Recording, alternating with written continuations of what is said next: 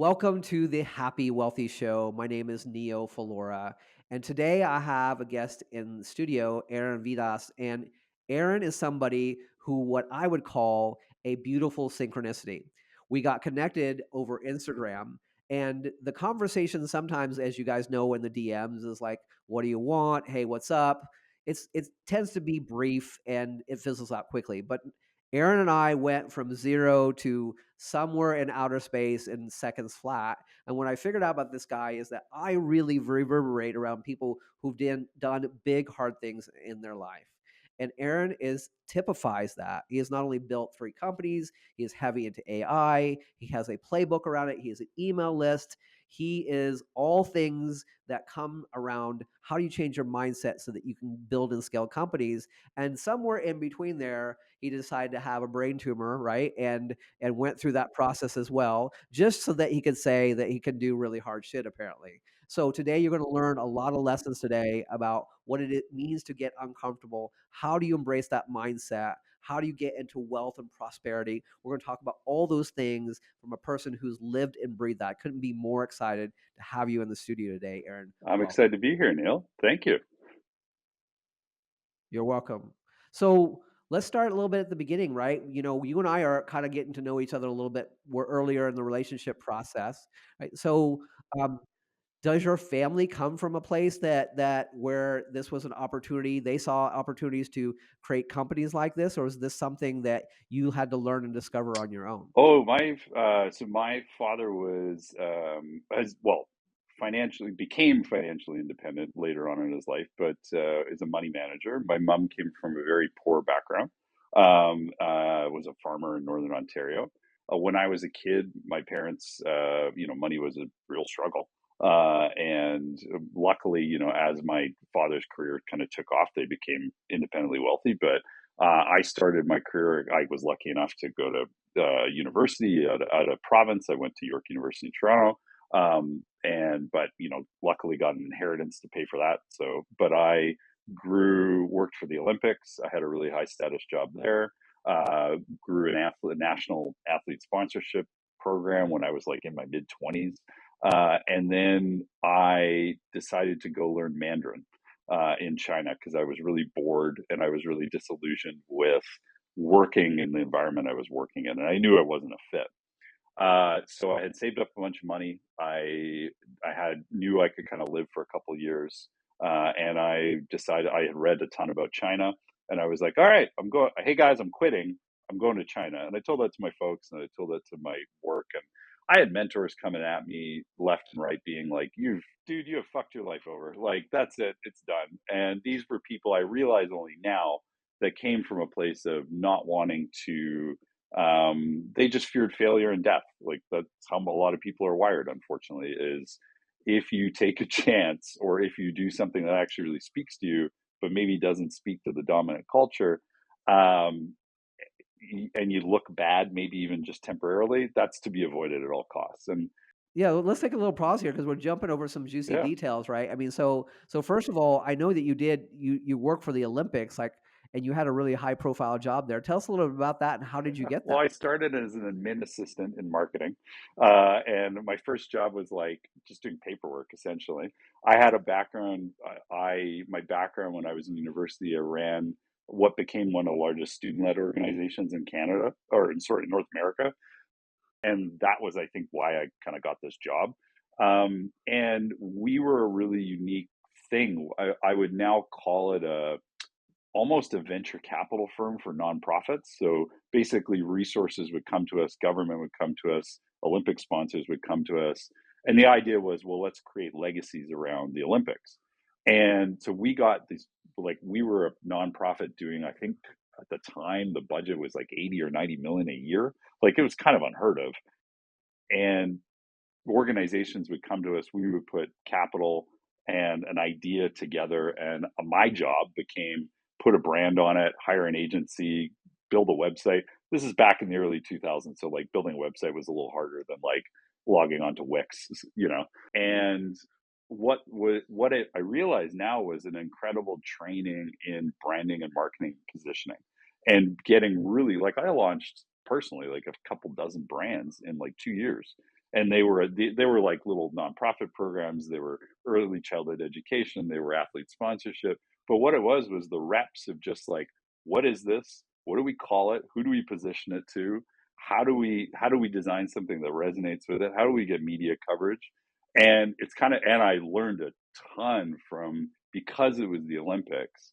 What was really cool was we would get some of the top minds in marketing and in at agencies like national and international agencies to come work on these files, like these client, like this client work.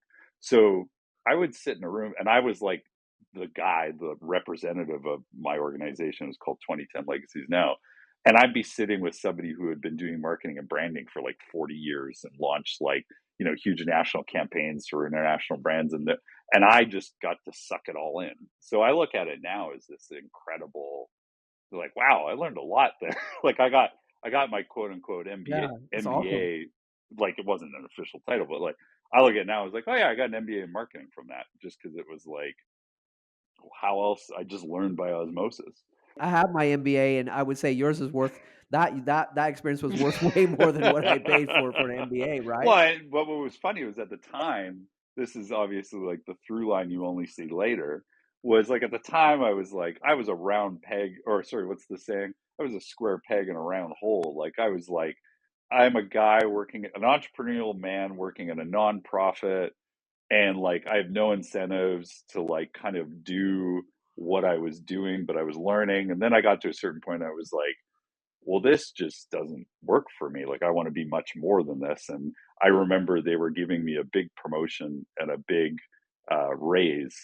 And, it was slight title change and like a bump of a few $1,000s in annual salary. And I remember them being like, huzzah. And I was like, I need to do so much more than this. And again, at the time, I was really frustrated. I was really disillusioned. I was really like, oh, what is this? But I look back and I go, like you said, I was like, Jesus, I got it. I was mixing it up with, the senior executives of Olympic sponsors, of senior people in government, of senior people at huge, WPP owned advertising agencies. And it's like, where else are you going to get this kind of experience at like 24, 26? Like, it's like, oh, come on.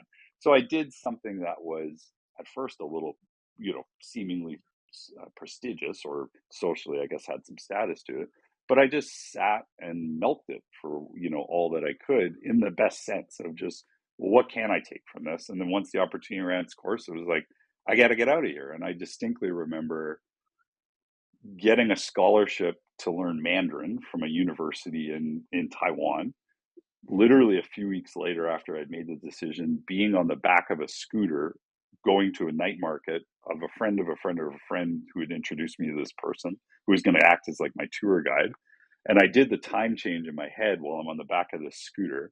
And I was like, oh, right now I'd be in like my weekly marketing meeting on like Tuesday at 9 a.m. in like Vancouver. And it's like, okay, this is cooler. I like this more. This speaks to me more. Well, and it says a lot. I mean, let's just rewind this a little bit in terms of just life lessons. One is go put yourself in places and situations where you can learn, where you have opportunities to learn. And I think so many people, especially in present day culture, and it's all about like, okay, well, if I take this, how much am I going to make? If I do this, how much am I going to make? Right? If I like, what am I going to scale? There's nothing wrong with that per se. I'm not downing that. What I'm saying, the long-term payout of having experiences where you can put yourself in a place that makes you uncomfortable, that puts you in a place where maybe you're not earning the most, but you have it creates visibility. You tap into people that know more than you, that you can be around. I had somebody who was coaching not too long ago, and they had an opportunity to go work at a firm. And in this day and age, a lot less people are taking office jobs. He's like, what do you want me to do? It's like, you're in your early 20s. I'm like, dude, I was like, and this company was dynamic. It wasn't any company. I'm like, what you can learn being there in 2 or 3 years will actually serve you s- incredibly in terms of your whole life experience and creating your own companies that you may not get somewhere else. Now, that was a particular situation, but it's leading into that. And I would say the other thing I hear in your story already, which we'll hear more than once, I guarantee you guys, if you're listening, is the ability to just creatively disrupt or burn whatever you have to the ground and just leave it in the effort to experience a different version of yourself. And it's having those multiple touch points. Even myself, like if I, which I'm not going to now, start recanting the number of different kinds I've done, things I've done, I'm like, ooh, what do I say I do? I'm not, wait a minute, I don't have this one thing that I'm like, no, but that's what I want. I wanted to be have this sort of swath of amalgamated experience. And now I sit in a place where I can ideate on almost any business or anything. I can provide value in almost any circle, but it came through paying a price of being able to burn your life to the ground and Yeah. moving forward, which I love that in your story. So now you're in China, you're riding around, you decide to do Mandarin. What comes next for you? Well, I got swine flu. So I traveled for a year. I became conversant in Mandarin. And the other big thing, and this has kind of been again, a through line through my life, was that blew the doors off. Like I'm a big reader. I had done a lot of reading about how the dynamic the changes are in the urbanization of China. And this is a story that's kind of not told enough. Is like 40 years ago, China was primarily the population was in abject poverty. And not, oh, it's a little poor, like abject poverty. And the urbanization and development of China is the largest migration in human history. They have they have taken 1 billion people out of poverty and brought them to a standard of living that is not Western level, but close to. And there's another billion people coming up to that standard or beyond in our lifetime, like over the next 20 years. So I would travel through cities while I was there that literally were fishing villages 10, 15 years before I was visiting them and had 4 million people in them. And there's 100 of those cities in mainland China. Like, that's a scale we don't have in the West. Like, and I kind of go, I think people like we're humans. We get a little not myopic, but we just get focused on where we are. And what that experience taught me was, whoa, A, the world is a big place. B, it can change a lot faster than we thought. Like I remember a friend of mine had an apartment in Beijing. I stayed there for a couple weeks. I went traveling up north towards kind of the border of Mongolia and onto the coast. And then I came back and I just took the subway from the train station and I got lost. And I was like, and I called him. I was like, "What the hell's your apartment?" Like, well, I think I got off at the wrong stop. He said, "Oh no, they built a highway on ramp." And he's like, "Oh, you got to go this way. Like, you got to go around this highway on ramp." And I was like, and then they had built a tower. So this was in a month. They had built a tower and a highway on ramp next to a subway station. And I would go, and I was like, "What?" Like, and that again just blew my mind. And I go, back. One of my favorite authors, well, it used to be Nassim Taleb, like the Black Swan. And you go, you don't know the existence of a black swan until you see it. And you go, you don't understand that level of pace of change and what's possible until you see it often. And that was what that experience taught me was like, oh wow, we can do so much more than we're kind of led to believe a lot of the time. Somebody tells you, oh, it takes hard work to build a company. Oh, it takes this amount of resources to do this thing. Oh, that's impossible. That's been tried before. That's gonna fail. It's like oftentimes, no, that's just the story the person's telling themselves because that's what they've experienced. It's like the breaking of the 4 minute mile. So it's like, well, that's a complete impossibility. And then somebody did it, and within 6 months, there were 20 something people had done the exact same thing, and that happens all through human history. So I even look at like what I do now with AI, and I go, there's a lot of people that are coming out right now. It's like, this isn't possible. That's not possible. But yeah, and I go, well, I don't know, man. Like I've got systems running right now that if I've literally specced it out and I go, I would need to hire 120 people to do this volume of work. And there's 4 people doing that. Like, and it's just because a system has been designed. So I'm now personally like, well, what is the 4 minute mile of AI? And what could we do that's really audacious and really out there? That's really like to show people like, well, this is what's possible. And then just watch 100 other people doing the same thing because they now know it's possible. So that was what that experience taught me. In the place that you were in China, like having that experience of seeing that rapidity of change, I'm not saying I'm going to leave political stuff out because I'm the least political person. I'm not saying I want to trade that kind of government rule, but I've seen videos where they'll put in a double decker bridge and a new turnpike in 72 hours that they've flown in that they've and so you're right. I mean, the rate of change is astounding, and the rapidity of that. But it's the life lesson of like, a lot of us are married to the fact that we think if it has to be good, it has to be Yeah. hard. Oh, yeah. If it has to be Yeah. innovative, it has to be impossible, Yeah. right? If it has to be disruptive, it has to be Yeah. Herculean. Or drama filled. I think that's the other one, especially in the West. We love stories of like the Twitter, the Facebook, the social network. I can't remember the book that one of the Twitter co-founders wrote, but like it's like, oh, it has to be, as you said, like hard, Herculean, and very dramatic. And I'm like, no, it can be effortless and fun and joyful. Like that's actually what it's supposed to be. That's the natural state of things. I love that you mentioned the drama portion because that is a thing that we're really addicted to, especially in this cycle in our political landscape Mhm. and all those things. Like I said, that's outside of my jurisdiction Yeah. for sure. But it is a lot of that, and other societies, other people. It is really how you have it, right? It's how you have it, and this idea that we can create something and it be easy. I think it sounds foreign because it feels too good to be true. Yeah. It's like why so we're not saying, guys, here that it's not hard work. It is hard work, but but challenging yourself on your set of beliefs, which is something that Aaron's life typifies as we get into the three companies he's built and the other things he's done, is challenging your own set of beliefs is probably, would you say, Aaron, would you agree, is probably one of the biggest assets you Mhm. have to building anything Yeah. significant. Well, and to jump ahead to kind of the companies that I built, like my first was a consulting group. It was around how to find helping companies find the most profitable customers. I started it in my parents, my childhood bedroom in my parents' house. I, went from and I knew nothing. I came back from China. I didn't know anything. I was kind of helping people out and just, for free, like just kind of like people would call me basically. And I realize now, oh, that was all for a reason. And I would just kind of give them my thoughts or my ideas or, hey, this is how you position it. Or whatever. And then I read a book called The Goal by Eli Goldratt, which is kind of funny. I keep using it again and again.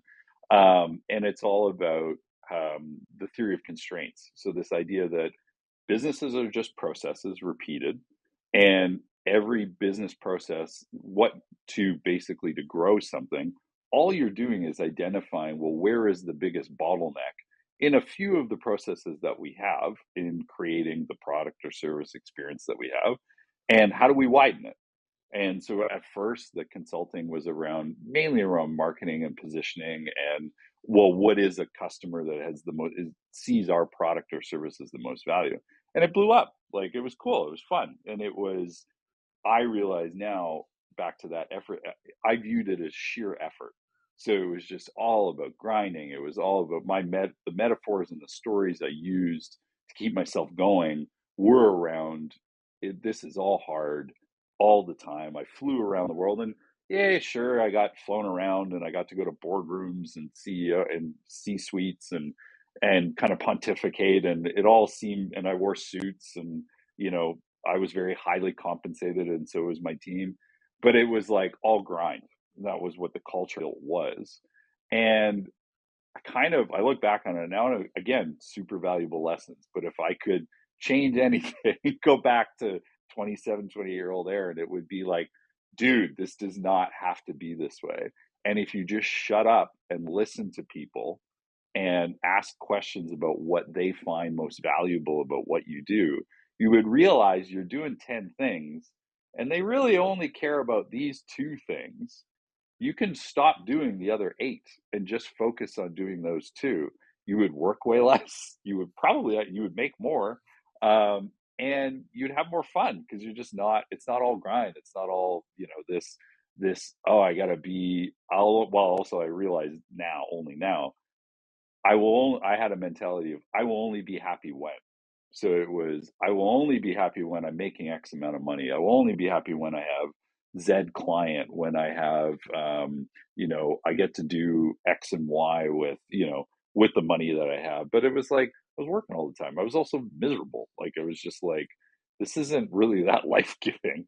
And then yeah, It's not it's not that life-giving, and, you said something really important in regards to time. I think so many people think, like, when I teach people about time, I teach very little productivity. There are a few things that work well out there, but it's right. It's like most entrepreneurs, people who are even highly successful, they're married to too many things. And what I tell people is that you should never spend time and measure your life about how much time you spent, because it's always a losing metric. But it's more importantly for us to understand how we create time. How that means letting go of certain things. That means focusing your attention and intention on what's most important. That means that when you spend time, that also means that you get super present so that you can expand time for what makes the most difference. That's how you get time back. And when you talk about, I've seen this on repeat with especially people who are high performers who've had high net worth. They're they're like our phones. They have 400, not even 400. They have 50,000 apps running in the background, right? And we know that if too many apps run in the background, your phone slows down. Well, it is amazing what we will marry ourselves to that we believe is important, that we're clutching on so tightly that we just won't want to freaking let go of, right? Because we have somebody told us. Sometimes it's not even us. Somebody said, a mentor, a parent said this was important, and you just can't let it go. But it's amazing. I can't even tell you the amount of time you'll get back when you learn how to spend time, not create it. But my other thing I teach people is, instead of to-do lists, I regularly focus them weekly on a to-don't list. Because when you start the process, and there's a lot of resistance initially to do those lists, but the more you start to look for it, the more you go, and we all have that salient moment, like, I have no idea why I'm Yeah, doing this. I'm doing this yeah. every week. Well, and what I've done a lot of, well, partially because I have to, and we'll get to the brain tumor in a minute, but it's like, does this give me energy?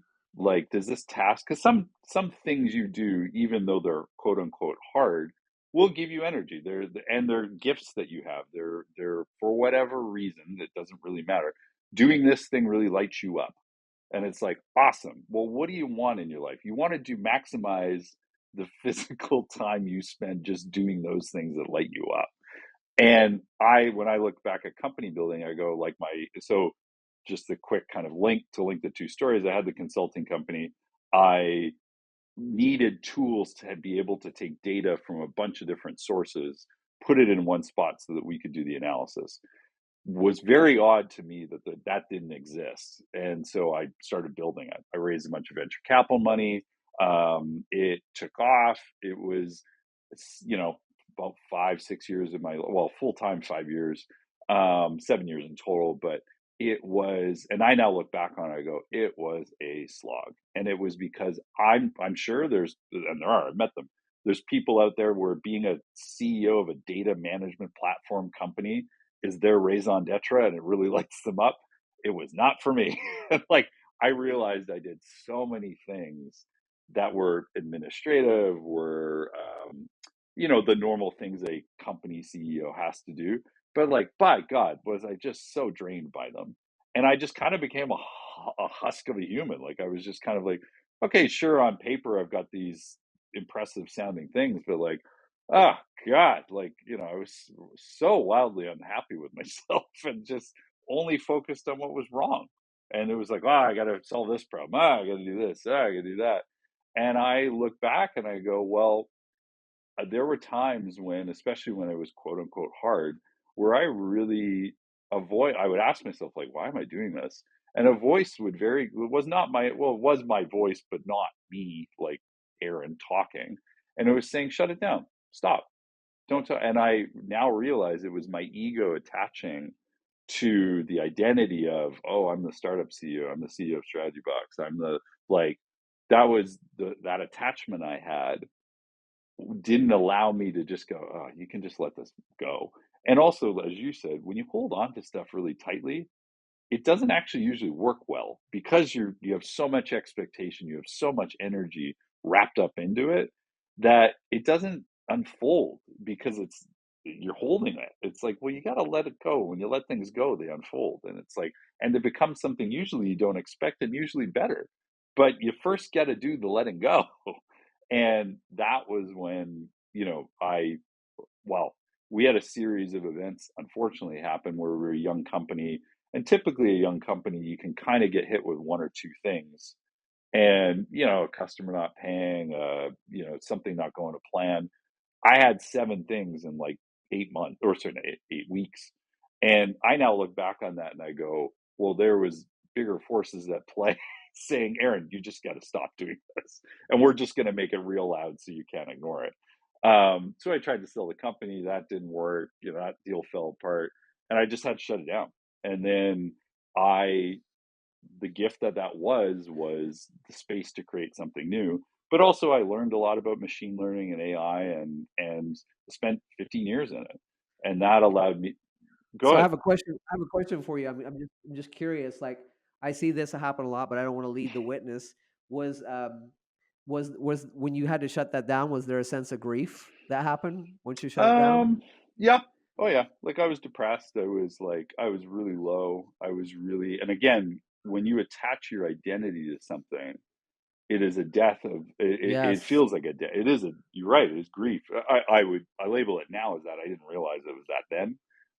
But it is, you have to mourn it. You have to celebrate it. You have to go, okay, these were the lessons I learned there. What can I do? What can I expand out? And I look at that time as also like, I really, as we were speaking about earlier, I really turned the hard meter up. And business doesn't need to be that. Like, I really consciously was like taking a company from 0 to 1 is hard to begin with. Raising venture capital, also quite hard, even at the time, was a very generous market.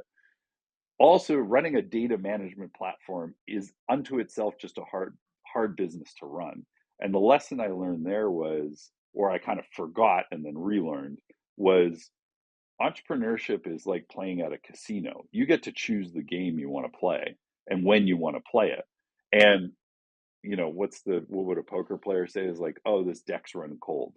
It's like, oh, okay, there's times in games you just don't want to be there. And like, there's a great quote I love from Charlie Munger, who's Warren Buffett's business partner, was like, you can have an A team, Yep. but if it's a B kind of idea, like a grade level B idea or market, we're not going to invest. Like, that was their rule. And I realized, like, oh yeah, I've got an A team and I've actually got an A product, but this is like a B C plus market at best. Well, C plus market at best. Like, this is, why am I doing this? Why am I here? Whereas businesses, especially if you own your own company or you're an entrepreneur, you get to pick what market you are. You get to pick what product you have. You get to pick when you're doing it. And you don't have to do, like, I know AI is hot, but like, you don't have to have an AI startup. You don't have to have a you can just do things that you're like, oh, I enjoy doing this and it provides value to people. And that's the end of the story, period. And I think so many people get their ego wrapped up in, well, I got to do the cool thing, or I got to do the hot thing, or I got to do something I think I could attract investment around or would sound cool at a dinner party. And eh, Well, there's a lot of victimization. I mm, see this in entrepreneurs all the time. It's like my product isn't oh, right, my genre isn't right because there's a lot of mhm, comparison, right? It's like, and I agree with the A team and sizing up the market, but I will say there's a lot of people who bow out to the pressures of, well, this isn't the right thing to do compared to the rest of the culture, mhm. right? Too many people are dependent on other people for their independent Yes. thinking, right? And that just that's a Oh, that's a oxymoron, great way of right? putting it, though. It's like, "Oh, well, oh, I'm not doing what everybody else doing, so it might not be profitable." But I wanted to loop back before we go into, we want to talk about like the obviously the next company and the brain tumor that happened to you. But one of the things that I heard that was beautiful in there that I want to highlight for people is that, and I really fundamentally believe this. Like, I would never get a coaching client if I told people that I helped them through a grief process or that I helped them with grief. But it's a fundamental thing in life. What we'll all learn, either the hard way or the Mhm, easy way, is that nothing is mhm, forever, and having a temperament for the temporary is mhm, important. And I see that in football players. I see that in people, sports people. I've that were once, had a genre and now they're mhm, not. It happens in business. It happens with kids. You're in one season, then you go into another. But being able to fully grieve and mourn that, and then you said a word, I don't know if you even meant to say that, but you're so intuitive. You said celebrate. mhm, That's part of the grieving process. Tell people to learn to pay tribute, to celebrate it, to really see it for the lesson and teacher that it was, not to just do the academic thing where people say, "Well, it was good that I learned something." No, really, what Yeah. was it?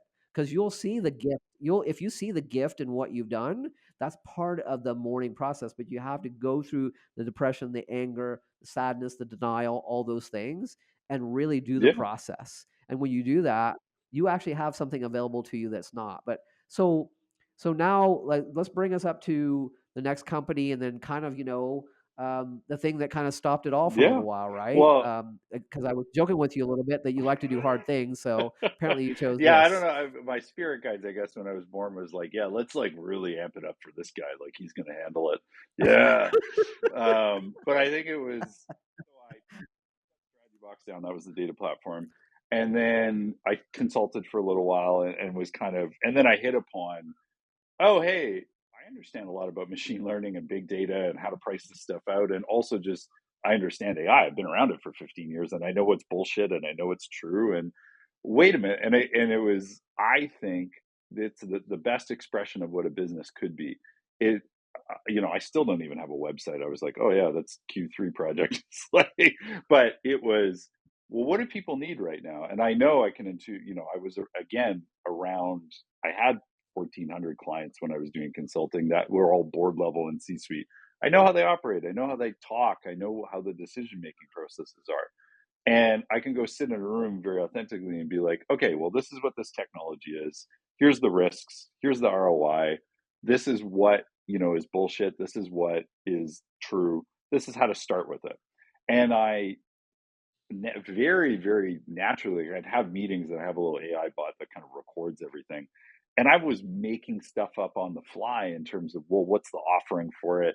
What's the solution? But I was also just listening and being like, oh, well, you need an answer to that. I know intuitively I can do that. Okay, cool. And then the company's called DAS Group. And then one of the companies within is called DAS Services. And it's very like DAS Services is very simple. It's like, how do we use AI in a company? And in 5 weeks, here's the 5 to 12 projects, the ROI of each. Compared to McKinsey and BCG, it's 79% of the cost, or sorry, it's 79% faster, 90% less in price because all the tools that I built are AI enabled. So the idea is instead of a human doing the boring and tedious work, I practice what I preach, and AI has been built to help with that. And what I see that as is just transformational for knowledge work. I know this stuff is possible. I can prove it out and I can go, and it all happened organically. And it was because I just was listening to people. What did they need? Oh, this built on my previous experience and it started unfolding and going really well. And then in February 9th of this year, out of the blue, every Friday I host a dinner for my family, for my friends. Um, I was finishing some work off. I started getting really nauseous, and I was like, "Oh, that's odd, weird. What did I eat for lunch? Like, I have my normal lunch." Um, and the next thing I remember was uh, answering my front door, and it was some of my best friends, and I didn't recognize who they were, and I had puke all over myself, and it was so very clearly something was wrong. Diagnosis. I'll spare you all the details, but the diagnosis took about 3 weeks after that. And I had a tumor in my right frontal lobe, so what's known as a glioma. And it was 3 millimeters, and it was in. You can't see this on the video, but well, you can sort of see I have a little scar, but I had about an 8-9 inch scar that kind of extends around my head. I had 45 staples in the side of my head, and it was successfully removed. And it was basically what I call a series of miracles. It was in the exact right place to trigger seizures, but not, and be in a place in my brain that was easily accessible. Um, Brain surgery is very risky surgery. So it's like, I luckily Yeah. happened to, my ex is oh, and in all this, 4 weeks before this happened, I broke up with a woman I thought I was going to marry. It was a relationship that wasn't working well. And she came back. She's a physician. She was able to come back and kind of help me through, act as a Sherpa basically through the process and help me out. Um, and yeah, I'm was during the diagnosis phase, we didn't know if it was what's known as a primary tumor, or I had a bunch of tumors throughout my body. And I had a hospitalist say to me, You need to prepare that your life looks vastly different and that you will not see the end of this month. And left the room. And I was kind of left to my own thoughts. And like I said, Wow. I realize now I've been a meditator for a long time. I've been a spiritual seeker, I was doing plant medicine 10 years, 10, 15 years before it was popular. It was in a hippie's basement, like in suburban Vancouver at that point. It was not cool. It was not done in, but I realized I had all these tools available to me that I had been honing for decades in my life. And those were now to be used. And speaking, you said earlier about burning things down. I burnt down the Aaron that was so I could become the Aaron I am now. Yeah. Wow.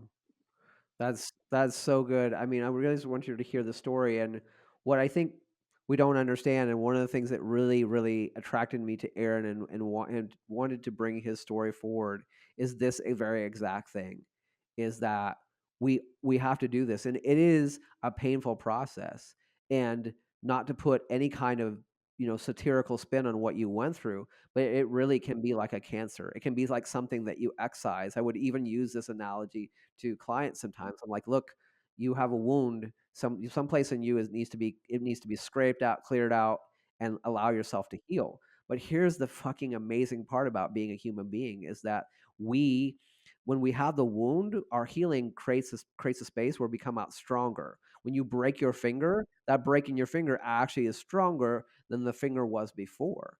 And so it's like if we want to do big things, if we want to be like Aaron and build 3 companies and come to a place where, we don't have to worry about money in our life, right? And we have plenty of connections and we've done plenty of things around the world. Well, guess what?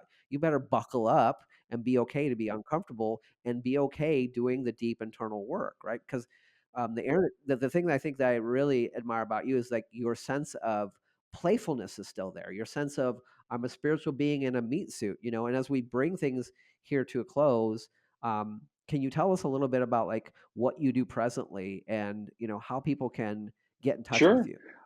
Yeah, I think one thing I'd like to highlight, just to maybe switch the narrative up a little bit, is one of the biggest things I've realized in all of this is hard is just a label. And that when you leap into something, the thing I've discovered, because I had to come to a place of, okay, my life, I accepted death. And I realized one of the biggest things I realized was like, oh, we're led to believe death is this big, scary thing when it's actually not.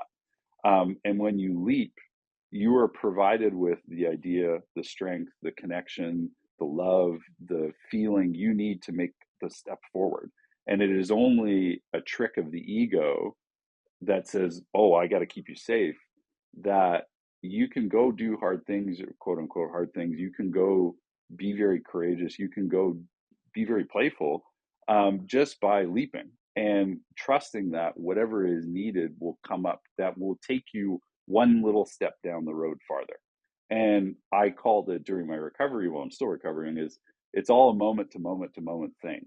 It's not like every day I woke up and was like, "Oh my god, I feel amazing! Like, look, I'm alive." It was, some days were like, this is pretty fucking shitty, and I'm in a lot of pain right now." But did I make a little more progress? And I would just say to myself, "It's a moment to moment thing. Let's leap." And then I would leap, and what I needed would come forward. And that was the magical thing, and that's been the magical thing. Like medically, the medicine says and the math says I should be on a neuro ward right now, in a darkened room, like literally, because when you have brain surgery, obviously you can't have a lot of stimulation. I should literally be in a darkened room and not even able to read. Like, and I'm here now talking to you on a laptop. So like, that's the biggest thing for me is like, or biggest thing I've taken away is like, when you leap, when you move forward, when you let go a little bit, it will always, whatever you need next in the next little step will always come. And that's the wonderful thing about the world we live in, that kind of gets tampered out of us or conditioned away from us a lot of the time. To answer your question, how I can be reached is, you can Google me, Aaron Vidas, Aaron Vidas, DAS services. I have the weekly Aaron. It's like a playbook on AI, how to use AI in your business every week, and then a little spiritual musing from me. The other thing is I have AI Maximizer, which is, this ability to apply AI to your business and find out very quickly what it is, know what the ROI is. Here's the playbook. And what I love about it is it's something you would get same quality as Boston Consulting Group, McKinsey, Deloitte, because that's what I used to do. That was the level I was at. But it's delivered at 90% of the price. So it's affordable to a much smaller business and or a big business, but it can just be done faster and better because we use technology behind it to power Amazing, brother. I love that. And really, what one of the things that we didn't get to highlight here, but I just will go ahead and say it. I mean, Aaron is this guy that was Chat GPT before Chat GPT was Chat GPT. I mean, that's the machine learning. And so, yes, we can all get sort of pipered and hypnotized by this latest AI bug, but you're using it in really special ways.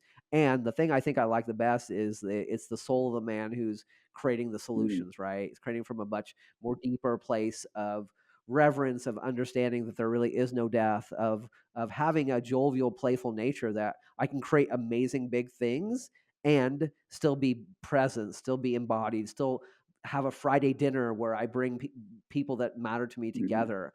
It's that kind of thing, and it fits very well in the show. So I can't even tell you like how grateful I am that you showed up. There is no such thing as luck. Aaron, as we bring things here to a close, I always like to ask people a couple of questions. So um, it, here's one question. I have two for you. One is, um, in going through this, this Mm-hmm. tumor, right? What is and this will be a different question, but what is something that you took from that lesson that you're bringing into your present day business and how you approach That business? truly anything is possible. That really it becomes Mm, about listening, a very deep reverence and listening to people and meeting them where they're at and saying, this is it. I think a lot of entrepreneurs, we have an idea, we bring our egos into something and it maybe doesn't quite match what the market desires or where the market's at. And we kind of force it. And it's like, this time I'm like, no, what is needed here and now? And okay, that's not what I originally thought. That's fine. I can let it go.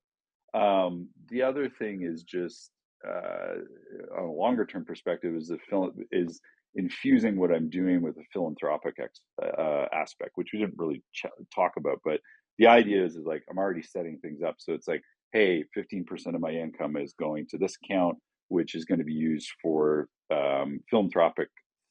philanthropic causes I care about, ocean conservation, handling like people that had what I had, acute medical situations. How can I support them? And I think that's something that it's a habit you build. And when you start with it, things become much easier because it's just automatic. And it's really satisfying. It's mm. like, oh, this is fun.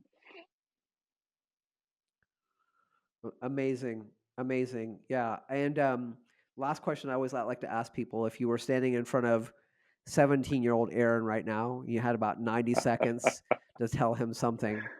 What would you say to him? Oh, be bolder, have so much more fun, and just let fucking go. Like, let it rip. Don't worry as much as you did. Like I really overthought stuff when I was a young man. Make a lot of mistakes, have fun, be messy, um, figure out what resonates with you, and do that. And don't worry about what anybody else thinks because really it doesn't matter. Beautiful, wonderful. With that, I just want to thank you, Aaron, for being on the show today. You've inspired me. You filled me up. You've given us really a moment of pause to think about what's Mm, important and also a call to action on how to do big things in a much more simplified way. So, thank you for being on the show. And for those of you listening, I always want to remind people that the best part of being wealthy is being happy.